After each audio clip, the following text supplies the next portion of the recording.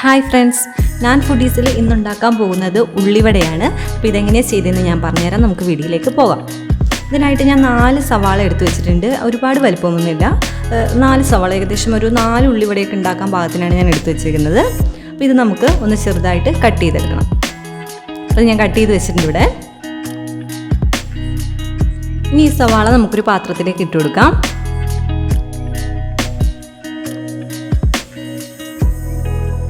ഇതിലേക്ക് ആവശ്യത്തിന് ഉപ്പിട്ട് കൊടുക്കുക. ഇനി ഈ ഉപ്പും ഈ സവാളയും കൂടെ നന്നായിട്ടൊന്ന് കുഴച്ചെടുക്കണം. കുഴച്ചെടുത്ത് ഈ സവാളയിലെ നീര് പുറത്തേക്ക് വരണം. അപ്പം നന്നായിട്ട് കൈവച്ച് നന്നായിട്ട് ഉടച്ചു കൊടുക്കണം. നല്ല അമർത്തി ഉടച്ചു കൊടുക്കുമ്പോൾ അതിലുള്ള നീരൊക്കെ പുറത്തേക്ക് വരും. ഇതിൽ നമ്മൾ വേറെ വെള്ളം ഒന്നും ഒഴിക്കുന്നില്ല. ഈ സവാളേൻ്റെ നീര് തന്നെയാണ് നമ്മൾ ഇതിനുള്ള മാവ് റെഡിയാക്കി എടുക്കുന്നത്. അത് നന്നായിട്ട് ഞാൻ കുഴച്ചെടുത്തിട്ടുണ്ട്. ഈ ഒരു പാകത്തിനായി കിട്ടണം.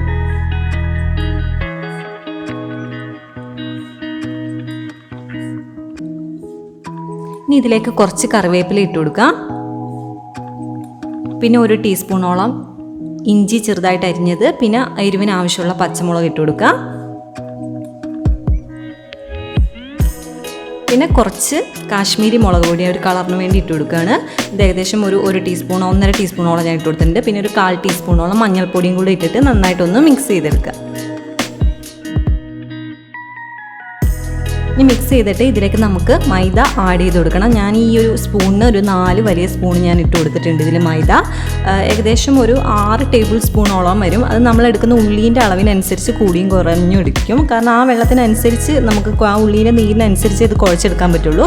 അപ്പോൾ ഇതിൻ്റെ അകത്ത് ഉള്ളി ആയിരിക്കണം കൂടുതലും, മാവ് കുറച്ചായിരിക്കണം. അതായത് മൈദ കുറച്ചായിരിക്കണം. അല്ലാന്നുണ്ടെങ്കിൽ മൈദ കൂടി പോയിട്ടുണ്ടെങ്കിൽ ഉള്ളിവട ഉണ്ടാക്കുമ്പോൾ ഭയങ്കര കട്ടിയായി പോവും.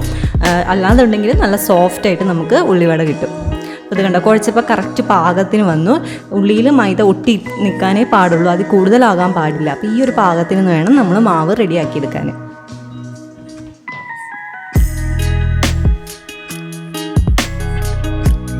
ഇനി നമുക്ക് ഉള്ളിവട ഉണ്ടാക്കിയെടുക്കാം. ഇതിനായിട്ട് ഒരു പാന് നമുക്ക് സ്റ്റൗവിൽ വെച്ച് കൊടുക്കാം.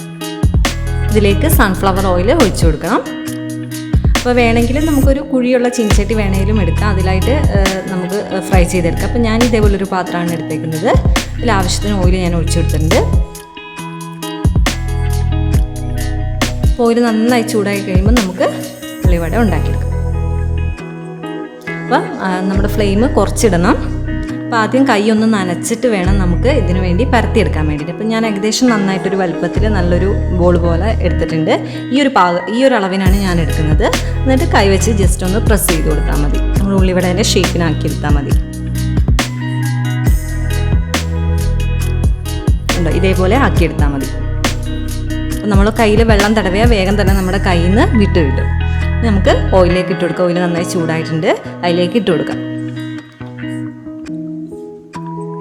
അതേപോലെ ബാക്കിയുള്ളതും കൂടെ നമുക്ക് ചെയ്തെടുക്കാം. അപ്പം ഞാൻ ഉണ്ടാക്കിയ മാവിനെ ഒരു 4 ഉള്ളിവട ഉണ്ടാക്കാനുള്ള പാകത്തിനാണ് ഞാൻ ഉണ്ടാക്കിയെടുത്തേക്കുന്നത്. അപ്പോൾ ഇത് കൂടുതലുണ്ടെങ്കിൽ കൂടുതൽ സവാള നമ്മൾ ആഡ് ചെയ്യണം, കൂടുതൽ ഉണ്ടാക്കണമെങ്കിൽ. അപ്പോൾ ഫ്ലെയിം കുറച്ച് വെക്കണം. ഇല്ലാന്നുണ്ടെങ്കിൽ പുറത്തെ ഉള്ളിയൊക്കെ ആദ്യം തന്നെ ഫ്രൈ ആയി പോകും, ഉള്ളിൽ വേവാതെയും പോകും.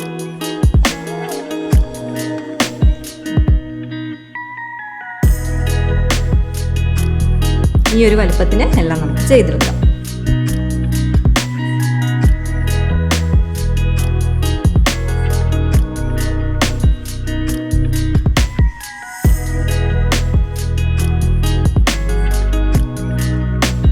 ഇതിൻ്റെ ഒരു പുറം ആയോ നമുക്ക് നോക്കാം.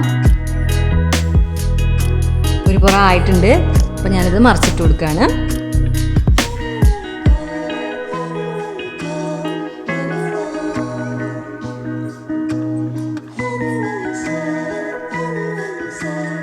അപ്പോൾ ഇതിങ്ങനെ ഇടയ്ക്കിടയ്ക്ക് തിരിച്ച് മറിച്ചിട്ട് കൊടുക്കണം. അപ്പോൾ പാകത്തിന് ഫ്രൈ ആയിട്ട് നമുക്ക് കിട്ടും. ഒരുപാട് തീ കൂട്ടി വെക്കരുത്. തീ കൂട്ടി വെച്ചിട്ടുണ്ടെങ്കിൽ ഉള്ളു വേവാതെ പോകും, പുറം മാത്രമേ ഫ്രൈ ആയിട്ടിരിക്കുള്ളൂ. അപ്പോൾ ഇതേപോലെ മൈദേൻ്റെ അളവ് കുറച്ച് ഉള്ളീൻ്റെ അളവ് കൂട്ടിയിട്ട് ചെയ്യുകയാണെങ്കിൽ നല്ല ഉള്ളിവട ഉണ്ടാക്കിയെടുക്കാം. ഇല്ലാന്നുണ്ടെങ്കിൽ മാവ് കൂടിപ്പോയിട്ടുണ്ടെങ്കിൽ, മൈദ കൂടിയിട്ടുണ്ടെങ്കിൽ ഭയങ്കര കട്ടിയായി പോകും ഉള്ളിവട. ഈ ഒരു പാകത്തിന് ചെയ്താൽ നല്ല ഉള്ളിവട നമുക്ക് ഉണ്ടാക്കിയെടുക്കാം.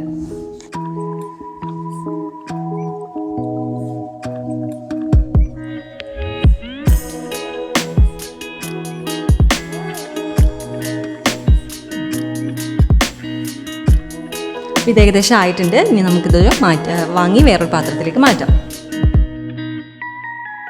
ഇതേപോലെ ബാക്കിയുള്ളതും കൂടെ നമുക്ക് ഉണ്ടാക്കിയെടുക്കാം.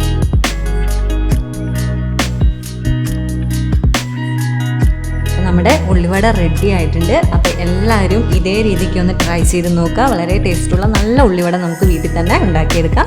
ഇനി പുതിയൊരു വീഡിയോ ആയിട്ട് വീണ്ടും വരുന്നതായിരിക്കും.